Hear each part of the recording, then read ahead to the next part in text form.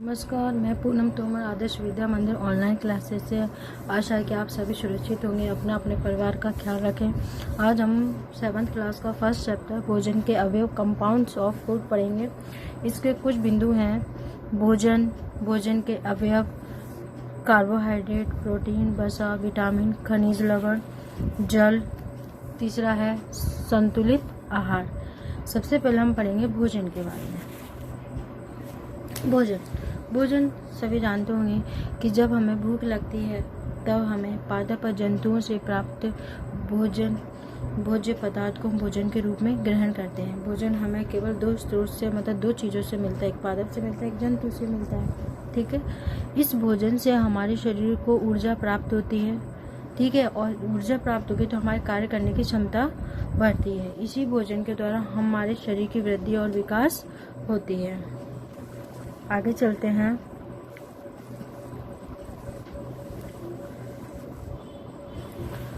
भोजन हमारे लिए किस प्रकार लाभदायक है। जो हम भोजन करते हैं उससे हमारे शरीर को क्या लाभ होता है उसके बारे में पढ़ते हैं। सजीवों को भोजन से कार्य करने हेतु ऊर्जा मिलती है। भोजन करेंगे तभी हमें ऊर्जा प्राप्त होगी। भोजन से शरीर की वृद्धि होती है, विकास होता है और शरीर का निर्माण होता है। तीसरा पॉइंट है, ये शरीर में रोगों से सुरक्षा भी प्रदान करता है। अगर हम भोजन करेंगे उसमें जो तत्व हैं, जो भी अवयव हैं, उससे हमारे शरीर में जाएगी, ऊर्जा मिलेगी। ठीक है, और ये शरीर में रोगों से सुरक्षा भी प्रदान करता है। नेक्स्ट है, पौष्टिक भोजन से स्वस्थ शरीर के साथ साथ तीक्ष्ण बुद्धि का विकास भी होता है। भोजन से हमारे शरीर का विकास, वृद्धि भी होता है और हमारी बुद्धि का भी विकास होता है। शरीर का विकास करता है भोजन। शरीर में के निर्माण में सहायक है भोजन। ठीक है, ये 5 पॉइंट हैं, ये हमारे शरीर में भोजन के लाभ हैं। अब पढ़ेंगे भोजन के अवयव। भोजन के अवयव या घटक मतलब जो पदार्थ हैं, ये जितने भी जो पदार्थों से हमारे शरीर को ऊर्जा मिलती है या हमारे शरीर में अन्य कार्य होते हैं, वो सब क्या कहलाएंगे? घटक कहलाएंगे। जैसे भोजन के वे घटक, ये जो दिख रहे ना इसमें 7 जो है, ये क्या है? घटक है, अवयव है। इन्हीं को घटक बोला गया है, इन्हीं को अवयव बोला गया है। तो भोजन के ये घटक जो हमारे शरीर की वृद्धि, विकास, निर्माण एवं सुरक्षा के लिए लाभदायक होते हैं, भोजन के अवयव या घटक कहलाते हैं। भोजन के ये अवयव कौन से हैं? देखिए नीचे जो ये मुख्य अवयव हैं, ये कितने प्रकार के होते हैं? 7 प्रकार के होते हैं। पहला है कार्बोहाइड्रेट, प्रोटीन, वसा, विटामिन, खनिज लवण, जल एवं खाद्य रेशे। अब नेक्स्ट है कार्यों के आधार पर भोजन के अवयव। अब जो अवयव 7 प्रकार के जो अवयव हैं, वो कार्य के आधार पर भोजन अवयव को बांटा गया है 3 प्रकार का। पहला, शरीर की वृद्धि, विकास, ऊर्जा प्रदान करने वाले भोजन, जो वृद्धि भी करते हैं, विकास भी करते हैं, ऊर्जा भी प्रदान करते हैं। कौन कौन से हैं वो अवयव? कार्बोहाइड्रेट, वसा और प्रोटीन। ठीक है, और शरीर का जो निर्माण करने वाले अवयव हैं, जो शरीर का निर्माण करते हैं, बनाते हैं शरीर को, वो कौन से? प्रोटीन, खनिज लवण और जल। जो शरीर की सुरक्षा करते हैं वो कौन सा भोजन के अवयव है? विटामिन, खनिज लवण, प्रोटीन व जल। आशा है कि आपको समझ में आया होगा। नेक्स्ट है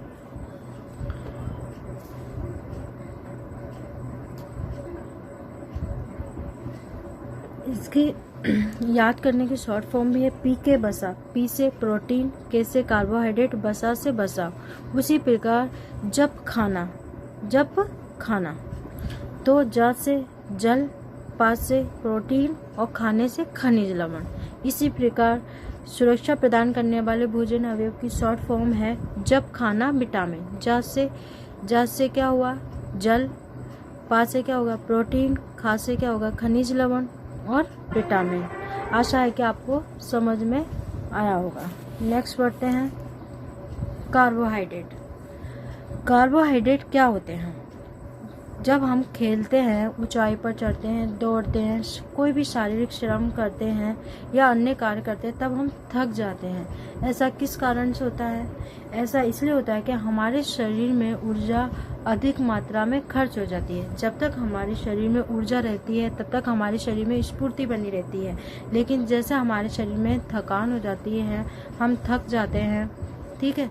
तो उसमें क्या होता है, हमारे पूरे शरीर की ऊर्जा क्या होती है, फिनिश हो चुकी है, खत्म हो चुकी है। इस ऊर्जा को तुरंत पुनः प्राप्त करने के लिए हम ग्लूकोज का जलीय घोल पीते हैं, ठीक है।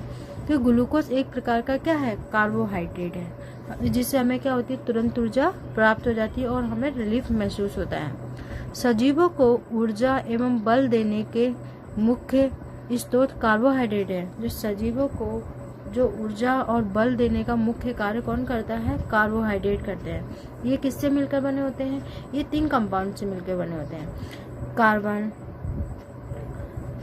हाइड्रोजन, ये तीन तत्व से मिलकर बने होते हैं। कार्बन, हाइड्रोजन, ऑक्सीजन तत्वों से मिलकर बने होते हैं।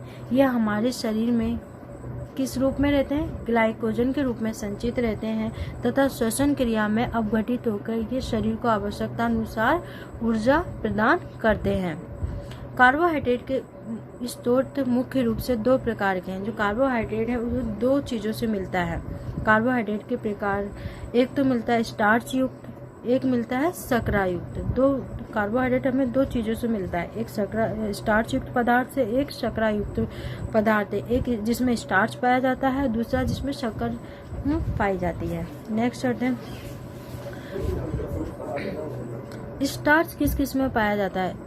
स्टार्च रोटी में पाया जाता है, चावल में पाया जाता है, आलू में पाया जाता है, अनाज में पाया जाता है, अरबी में पाया जाता है, केला में पाया जाता है। देखो कभी आलू को पानी में काट के डाला हो और उसके बाद आलू के निकालने के बाद नीचे एक वाइट पदार्थ बच जाता है, वो क्या कहलाता है, स्टार्च। कभी चावल भी घर पे मम्मी से पूछा, कभी चावल भी बनाए होंगे तो ऊपर से एक गाढ़ा सा घोल सा आता है, चिपचिपा सा गाढ़ा सा घोल होता है, वो क्या होता है, स्टार्च होता है। आशा है कि समझ में आया होगा। उसी प्रकार शर्करा युक्त जिसमें मिठास शक्कर पाई जाती है। एक तो गुड़, चीनी, खजूर, मुनक्का, ये सब क्या होते हैं, इनमें कैसे शर्करा युक्त पदार्थ, गुड़, चीनी, खजूर, मुनक्का, अन्य मीठे पदार्थ जिसमें शक्कर जैसे मिठास हो तो वो कौन से पदार्थ, शर्करा युक्त पदार्थ कहलाएंगे। नेक्स्ट है, ये जो दिख रहे हैं चावल, चीनी, चुकंदर, गन्ना, आलू, गेहूं, खजूर, मक्का, ये सब क्या है, कार्बोहाइड्रेट से भरपूर है, कार्बोहाइड्रेट के मुख्य स्रोत हैं। 1 ग्राम कार्बोहाइड्रेट से लगभग 4 कैलोरी ऊर्जा प्राप्त होती है। 1 ग्राम कार्बोहाइड्रेट से कितने कैलोरी ऊर्जा प्राप्त होती है, 4 कैलोरी ऊर्जा प्राप्त होती है। नेक्स्ट पढ़ते हैं कि कार्बोहाइड्रेट के कार्य क्या हैं।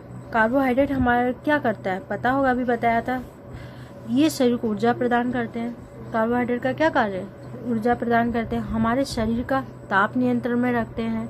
जो हमारे शरीर में जो अंग है, उत्तक है एवं कोशिका है, अंग उत्तक कोशिकाओं को कार्य क्षमता को बनाए रखते हैं।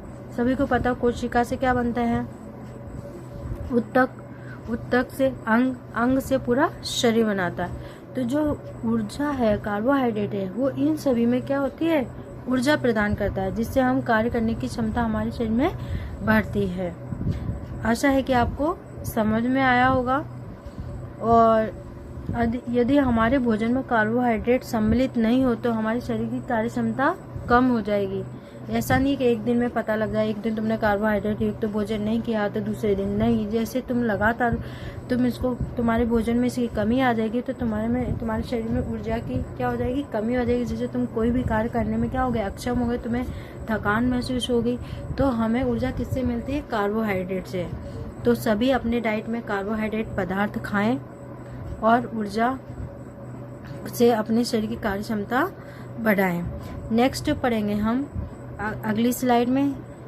आज के लिए क्वेश्चन लिखें, भोजन हमारे शरीर के लिए किस प्रकार लाभदायक है। इसका आंसर मैं बता देती हूँ।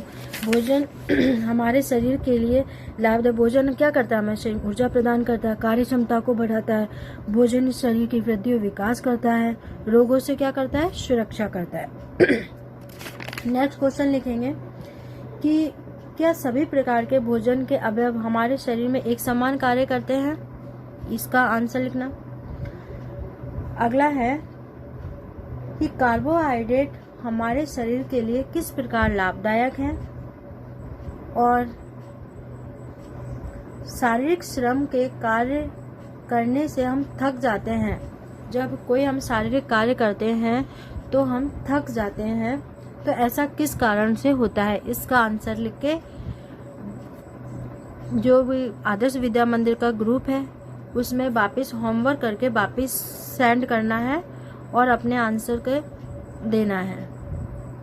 धन्यवाद।